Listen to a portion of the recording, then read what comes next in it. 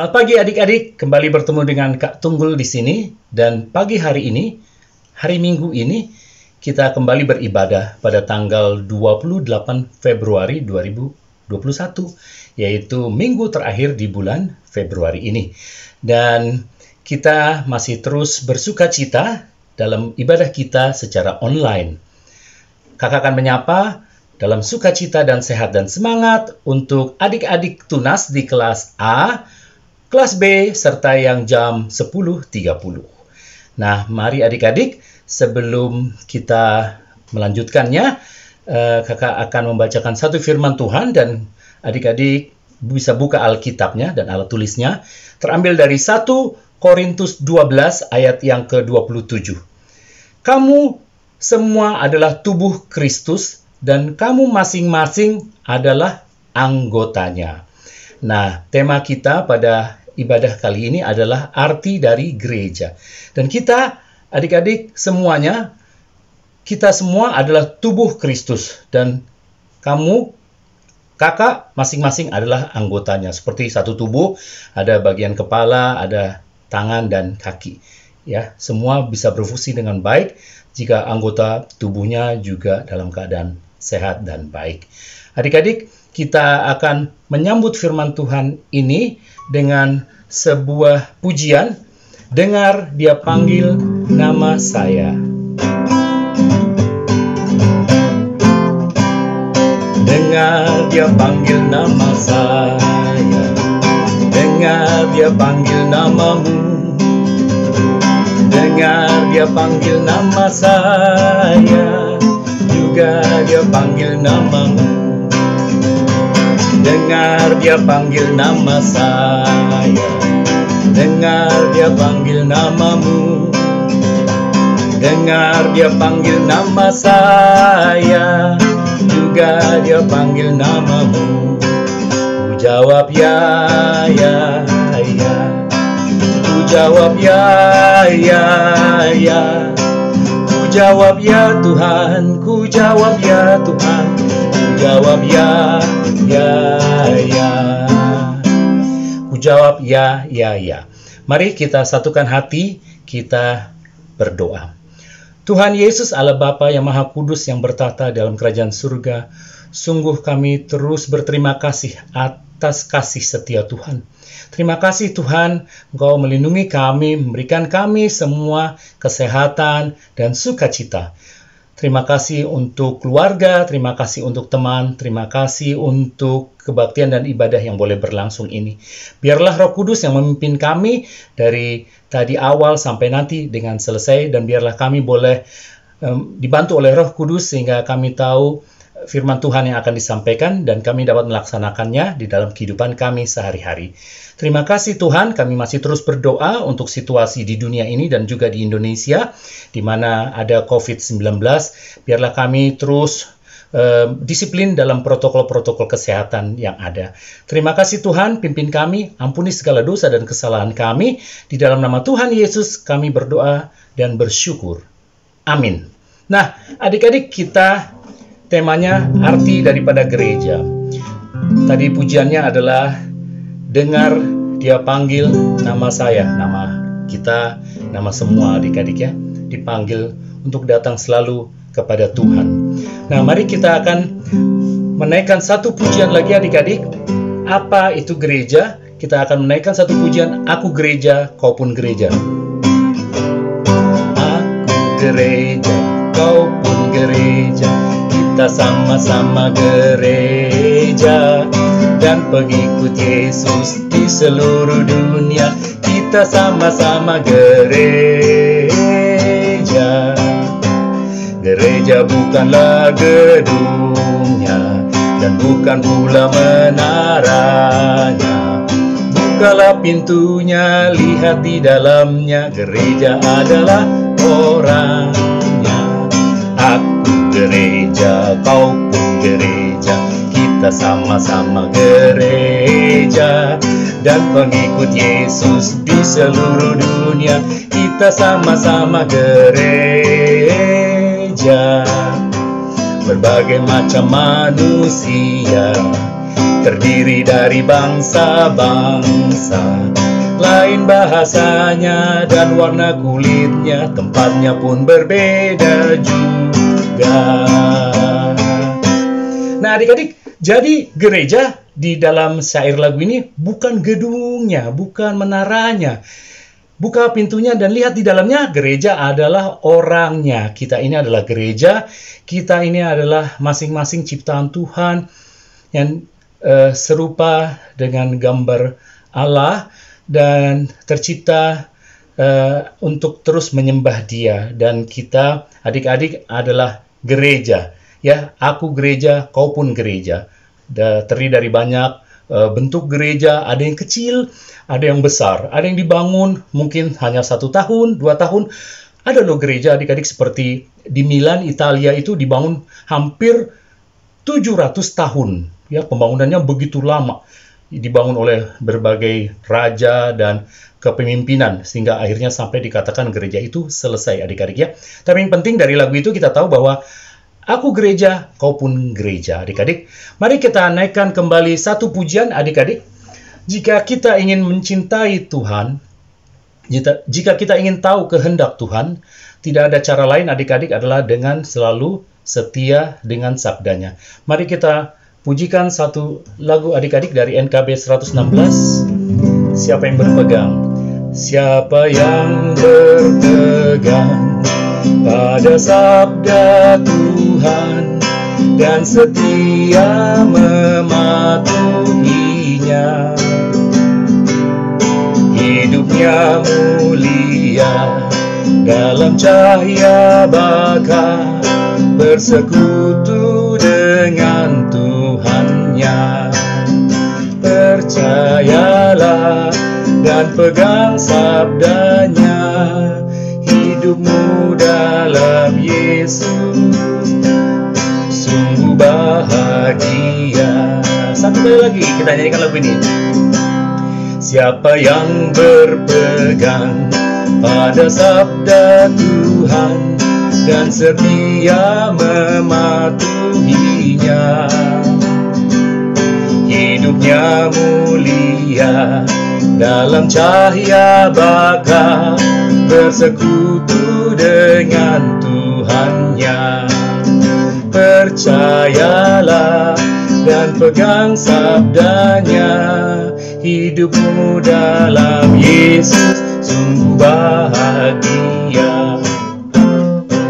Jadi kita harus pegang sabdanya dan kita bisa bersekutu dengan Tuhan dan kita selalu bisa sungguh-sungguh berbahagia. Mari adik-adik kita akan mendengarkan firman Tuhan sekarang.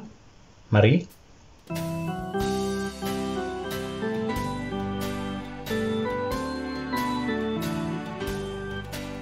Apa kabarnya kalian? Semoga dalam kondisi sehat-sehat saja.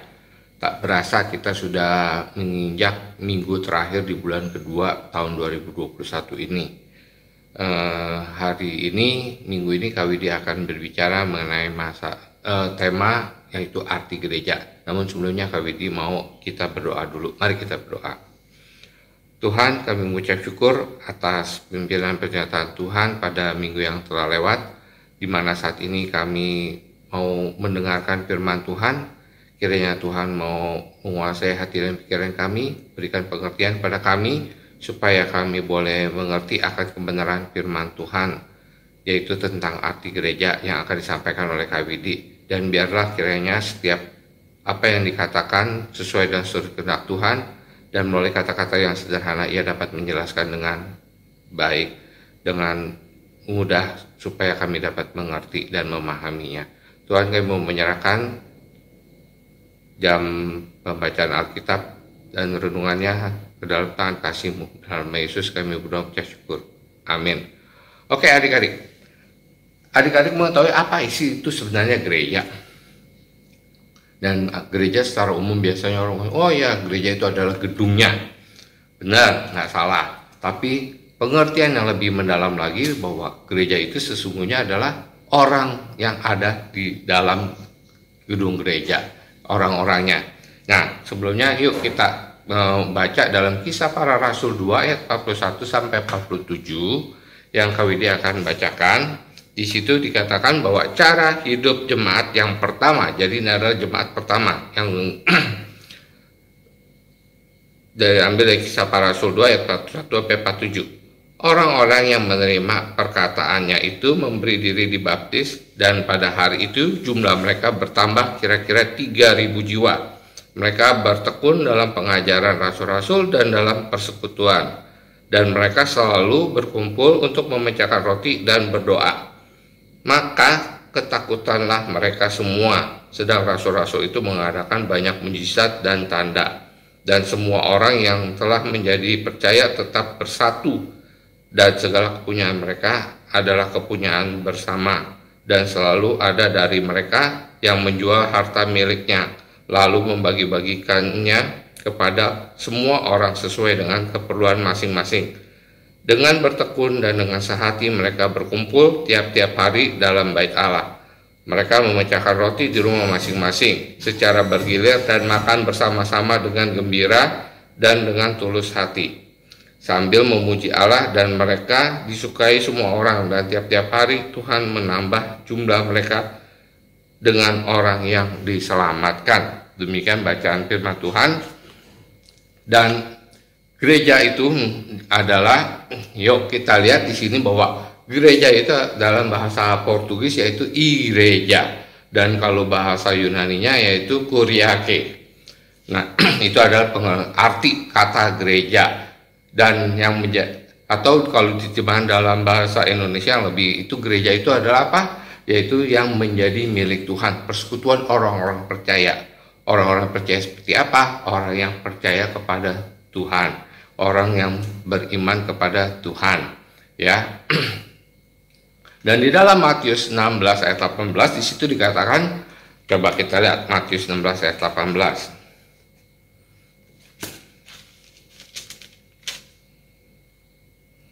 Dan aku pun berkata kepada engkau adalah Petrus, dan di atas batu karang ini aku akan mendirikan jemaatku, dan dalam alam maut tidak akan menguasainya. Batu karang itu adalah Tuhan Yesus sendiri, dan dia bilang di situ dia akan mendirikan jemaat.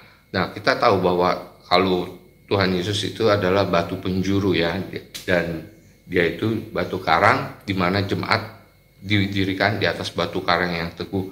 Dan gereja itu adalah kelompok orang beriman yang dikumpulkan oleh Kristus yang lahir pada hari Pentakosta, yaitu hari pencurahan Roh Kudus. Kalau di Pentakosta, ketika Roh Kudus dicurahkan ke dalam gereja, sejak saat itu Kristus memanggil dan mengumpulkan para orang yang percaya untuk dijadikan jemaat atau gerejanya.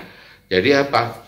Gereja itu adalah orang yang dikumpulkan, ya, dikumpulkan dan yang percaya. Jadi orang yang dipanggil dan dikumpulkan. Dan kalau kita lihat di dalam gereja, di dalam 1 Korintus 12 ayat 27, kamu semua adalah tubuh Kristus dan kamu masing-masing adalah anggotanya. Kita tahu bahwa Yesus adalah kepala gereja dan kita ini masing-masing adalah anggota tubuh Kristus. Jadi kalau Kristus adalah kepala gereja, kita adalah anggotanya. Jadi kita tuh harus dalam gereja itu kita harus bersatu. Nggak ada kita tuh diskriminasi, ini suku apa, ini golongan apa, nggak ada. Karena kita ini masing-masing jadi satu tubuh. Coba bayangkan nanti, kalau satu saat misalnya tangan adik-adik kepotong tangannya, tapi kita terasa tubuh kita itu terasa sakit semua. Demikian juga kalau satu tubuh itu sakit, semua akan merasa sakit. Itulah kesatuan dari tubuh Kristus, yaitu satuan tubuh. Dan Tuhan Yesus memanggil mempunyai tujuan, yaitu tujuan orang yang dipanggil. Itu apa? Untuk mengasihi Allah. Allah adalah kasih. Untuk itu kita juga harus mengasihi Allah. Bagaimana cara kita mengasihi Allah? Yaitu kita harus datang bersekutu dengan Tuhan. Seperti dalam 1 10 hukum Taurat dikatakan di situ bahwa hormati hari Sabat. Nah, hari Sabat itu kita gunakan untuk apa? Ya, untuk kita menghormati Tuhan, mengasihi Allah dengan bergereja. Kita datang ke gereja.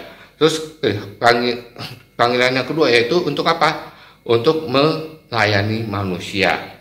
Melayani manusia seperti apa? Kita tahu bahwa di gereja kita ini banyak sekali kegiatan pelayanan. Kalau adik-adik tahu, untuk pelayanan di gereja ini ada pelayanan untuk orang sakit, orang yang tidak mampu, orang yang perlu mendapatkan perhatian. Kalau misalnya untuk orang yang sakit itu ada bidang pelayanan namanya Bethesda. Kalau untuk orang yang tidak mampu untuk sekolah itu ada namanya Sadana, di mana gereja itu membantu anak-anak yang mau sekolah tapi nggak mampu. Nah, itu dibantu dalam kegiatan pelayanan Sadana. Dan kalau orang-orang yang tidak mampu secara ekonomi, nah itu juga ada bahagiannya, dibantu oleh pelayanan diakonia. Itulah melayani sesama. Terus di panggilan ketiga itu memberitakan Injil Kristus. Nah, dalam memberitakan Injil Kristus ini tugas dari para hamba Tuhan, tapi kita juga sebagai anak-anak Tuhan, kita juga punya kewajiban untuk memberitakan Injil Kristus. Caranya bagaimana? Yaitu caranya coba kita memberitakan kabar sukacita pada teman kita yang belum percaya, supaya mereka mau percaya kepada Tuhan Yesus. Coba adik-adik belajar di sekolah, misalnya ada teman adik-adik yang belum percaya pada Tuhan Yesus, ceritain tentang kasih Tuhan tuh terhadap adik-adik gimana gitu. Itulah ya cara kita memberitakan Injil Kristus. Nah, yang keempat, panggilan yang keempat itu bersatu, berdoa, bersekutu dalam tubuh Kristus. Nah, nanti setelah adik-adik naik ke remaja, pada saatnya nanti, kira-kira bulan Juni nanti, kan adik-adik akan naik ke remaja. Di situ adik-adik akan dibentuk dari kakak-kakak di remaja suatu kelompok, namanya kelompok kecil. Nah, di situ adik itu bersatu, berdoa, bersekutu dalam tubuh Kristus. Apa? Dalam kelompok itu adik bisa belajar banyak tentang firman Tuhan, bisa sharing gitu ya. Nah, itu di situ juga bisa adik-adik bisa bertumbuh secara iman, terus bertumbuh bersama dalam pengajaran tentang Tuhan Yesus. Itu tujuan orang dipanggil. Dan gereja juga mempunyai tugas, yaitu tugas bersaksi. Tugas bersaksi itu seperti apa sih? Gitu ya. Tugas gereja bersaksi itu ya gereja tuh harus mempunyai kesaksian dalam pelayanan. Pelayanan yang nyata. Misalnya, kalau misalnya ada bencana banjir, terus bencana tanah longsor, nah gereja tuh kadang-kadang gereja juga tuh ikut ambil bagian, membantu sebisa yang gereja bantu, memberikan pakaian layak pakai, memberikan donasi uang. Nah, itulah tujuan gereja itu membantu, yaitu untuk menyaksikan kasih Tuhan kepada mereka korban, supaya mereka juga merasakan tangan Tuhan terhadap mereka, dalam tangan Tuhan memelihara mereka. Itu tugas marturia, bersaksi. Dan tugas yang kedua yaitu koinonia, bersekutu, yang tadi Kak Widi sudah katakan bahwa adik-adik secara umum kita tuh harus bersekutu. Nah, dalam persekutuan orang-orang percaya itu dalam gereja, seperti ibadah di sekolah minggu. Nah, itu bersekutu. Terus nanti kalau adik-adik naik ke remaja, itu beribadah di komisi remaja dengan teman-teman di remaja. Itulah koinonia, bersekutu. Dan tugas yang ketiga yaitu diakonia, melayani, yang tadi Kak Widi sudah katakan bahwa kita di sini ada bidang pelayanan untuk sadana, untuk diakonia, untuk membantu orang susah, dan juga Bethesda untuk orang yang sakit. Banyak sekali pelayanan nanti di remaja yang bisa adik-adik ambil bagian. Misalnya adik bisa ambil bagian untuk mengumpulkan persembahan, nanti untuk tugas, kalau dapat tugas jangan pernah menolak dulu untuk dapat tugas pelayanan, mengumpulkan persembahan, atau menjadi song leader, atau menjadi panitia Natal, panitia Paskah, panitia Hut Korem. Adik-adik itu dalam pelayanan itu tetap harus aktif ambil bagian dalam pelayanan. Jadi kita juga selain bersekutu, kita juga harus aktif dalam pelayanan. Nah, panggilan gereja itu ada yang disebut panggilan ke dalam. Apa sih yang maksud dengan panggilan ke dalam? Panggilan ke dalam yaitu mengajarkan firman Tuhan, seperti yang dilakukan oleh para hamba Tuhan, seperti yang dilakukan kakak-kakak kamu guru sekolah minggu, memberitakan firman Tuhan, mengajarkan firman Tuhan. Dan panggilan kedua yaitu mengenai sakramen. Kita mengenal di gereja kita ada 2 macam sakramen, yaitu sakramen baptis kudus dan perjamuan kudus. Kalau sakramen baptis kudus itu yaitu waktu adik-adik masih bayi atau masih kecil, itu disebut baptis anak. Dan mungkin dari adik-adik sekalian ada yang sudah dibaptis anak oleh orang tuanya pada waktu adik-adik masih kecil. Nanti pada saatnya kalau adik-adik udah cukup usia, yaitu umur 16 atau 17, setelah adik-adik ikut kateksasi, nanti adik-adik baru bisa diikut sertakan dalam baptis dewasa. Nah, setelah itu baru adik-adik boleh ikut ambil bagian dalam perjamuan kudus. Jadi selama adik-adik belum baptis dewasa, adik-adik nggak boleh ambil bagian dalam perjamuan kudus, ya. Nah, itu adalah panggilan ke dalam. Tugas panggilan gereja keluar yaitu apa? Yaitu untuk memberitakan Injil. Coba kita lihat, apa sih memberitakan Injil? Kita lihat imanat agung dari Tuhan Yesus, yaitu dalam Matius 28 ayat 19. 28 ayat 19, Kawidi akan bacakan.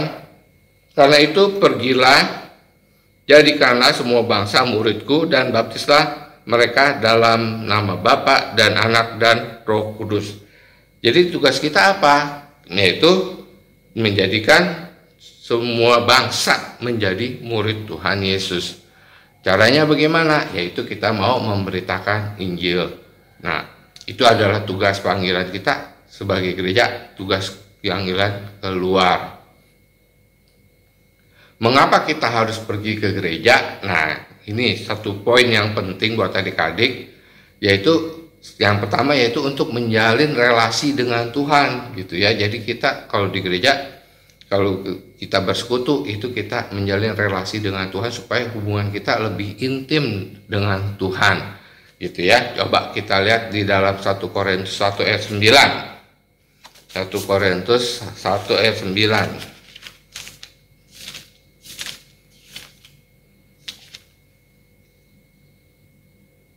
Allah yang memanggil kamu pada persekutuan dengan anaknya Yesus Kristus Tuhan kita adalah setia. Allah yang memanggil kita. Jadi Allah memanggil kita. Jadi dalam persekutuan itu Allah memanggil kita untuk saling berelasi dengan sesama dan juga berelasi dengan Tuhan. Itu. Dan yang kedua yaitu kenapa kita harus ke gereja? Itu menjalin relasi dengan sesama. Nah, relasi sama apa? Kita saling melayani satu dengan yang lain. Jadi kalau di dalam gereja kadang-kadang kita ada waktu untuk bisa sharing dengan teman-teman seiman. Dan nanti di dalam kelompok kecil nanti adik-adik bisa saling sharing tuh, berbagi pengalaman baik di sekolah, di pergaulan. Kalau adik-adik punya masalah dengan orang tua, punya masalah dengan guru, nah kalian tuh bisa saling sharing di sini. Nah, itu menjalin relasi dengan sesama. Terus ada hal-hal yang tidak tergantikan kalau kita itu tidak ke gereja, yaitu kita tuh sudah menyia-nyiakan karunia yang sudah Tuhan berikan, yaitu tapi kalau kita datang ke gereja, kita tuh menggunakan karunia yang sudah Tuhan berikan. Karunia apa? Yaitu karunia di mana kita tuh boleh berelasi dengan Tuhan, ya. Terus kedua, roh yang sama, yaitu roh kita mempunyai kepercayaan yang sama dengan rekan-rekan yang lain, dan kita harus bisa saling melengkapi, terus saling membantu, saling mengasihi. Itu yang dihendaki di dalam hal ini, gitu ya. Terus hal yang dapat dipertanggungjawabkan. Nah, apa yang dapat dipertanggungjawabkan? Yuk kita lihat di dalam Ibrani 13 ayat 17. Ibrani 13 ayat 17. Taatilah pemimpin-pemimpinmu dan tunduklah kepada mereka, sebab mereka berjaga-jaga atas jiwamu sebagai orang-orang yang harus bertanggung jawab atasnya. Dengan jalan itu mereka akan melakukan dengan gembira, bukan dengan keluh kesah, sebab hal itu tidak akan membawa keuntungan bagimu. Jadi kita harus mentaati pemimpin-pemimpinmu, dalam hal ini yaitu taati kepada orang tua kalian, kepada guru-guru kalian, sebab mereka juga berjaga-jaga atas jiwa kamu sebagai orang yang harus bertanggung jawab atasnya. Jadi itu hal-hal yang dapat dipertanggungjawabkan. Demikian adik-adik, arti gereja secara menyeluruh, lebih mendalam lagi, bukan hanya sekedar gedungnya, tapi adik-adik sudah bisa mengenal arti gereja itu, bisa mengerti arti gereja itu, bahwa arti gereja itu banyak sekali kegiatan di dalamnya, yaitu tadi panggilan untuk sebagai panggilan ke dalam, panggilan kedua, terus juga pelayanan di gereja itu ada diakonia, marcudia, ya, dan panggilan untuk kesaksian di dalam hal ini. Nah, itu adalah poin-poin dalam arti gereja yang sesungguhnya. Jadi KWD ulangi bahwa arti gereja itu sungguh luas, ya, bukan hanya sekedar gedungnya saja, tapi adik-adik bisa melihat bahwa itulah arti gereja lebih spesifik yang kalian bisa tahu. Dan adik-adik, pada saat ini KWD memberikan kesempatan adik-adik untuk memberikan persembahan yang seperti ditera di bawah ini. Nanti adik-adik bisa minta orang tua kalian untuk mentransfer persembahan untuk gereja dalam pelayanan di gereja kita. Yuk kita mau berdoa. Tuhan, kami mengucap syukur atas firman-Mu yang sudah Tuhan beritakan pada kami tentang arti gereja. Dan Tuhan, biarlah pengertian tentang gereja itu boleh kami terus ingat dan kami terus hayati, dan Tuhan mampukan kami juga sebagai anak-anak-Mu untuk dapat memberikan kesaksian kepada teman-teman kami, baik di rumah maupun teman-teman kami di sekolah. Tuhan, kami mau berdoa untuk orang tua kami, berikan kesehatan, kekuatan pada mereka, berkati pekerjaan mereka. Dan kami juga berdoa untuk guru-guru kami, biar akhirnya Tuhan juga mau menolong mereka, meskipun mereka belajar masih secara online. Biar akhirnya Tuhan juga memberikan hikmat bijaksana pada guru-guru kami, supaya mereka juga boleh mengajar kami dengan penuh tanggung jawab dan rasa takut akan Tuhan. Dan Tuhan, kami akan mengakhiri ibadah kami dengan membawa persembahan kami, dan biar akhirnya Tuhan juga memberkati benda-benda mati ini menjadi benda-benda yang hidup, dan biarlah ini juga boleh menjadi menjadi berkat bagi sesama kami. Dan Tuhan kiranya mendengarkan seluruh doa kami ini yang kami panjatkan demi nama anak-Mu yang tunggal, Tuhan kami Yesus Kristus, Tuhan dan Juru Selamat kami yang hidup. Amin.